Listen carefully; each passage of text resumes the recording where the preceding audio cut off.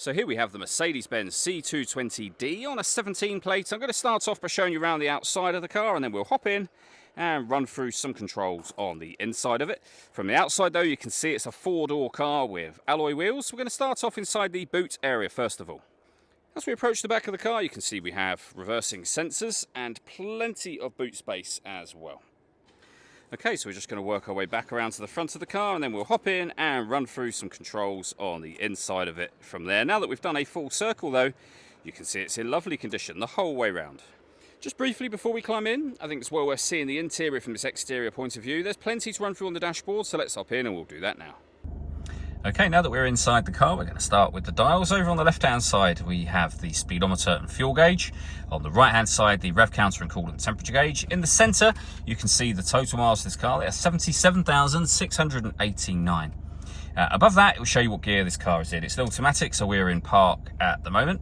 You can change information displayed in that central section for various bits of trip computer, fuel economy, or the digital readout for your speedometer that you see being displayed there now.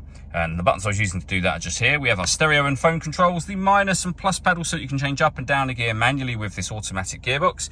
And then in the center, the main screen, which is, amongst other things, where you will pair your phone. It's also where you can access your satellite navigation. All of the movement I'm making on the screen is being done using this dial. You can use the collection of buttons here. So for example, if I press the radio button, the radio screen is what we'll be on. And then using the dial, we can access waveband. You'll see there we have DAB, FM and AM available to us. If you want to listen to your own music, you can do so under the media heading. And again, at the bottom, the devices that you can connect up are available on the screen there. Working our way down, we have the fans.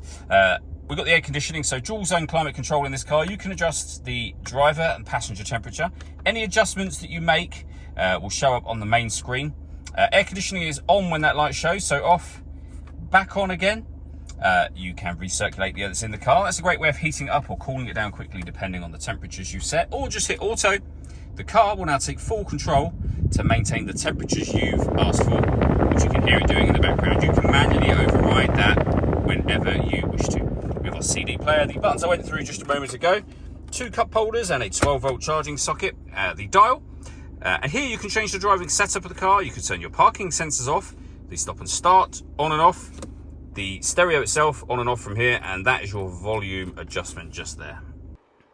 All that leaves me to say is thank you for taking the time to watch this video. If you'd like to come and see the car for yourself and have a test drive, please feel free to give us a call here at Surrey Specialist Cars. We'd love to hear from you soon.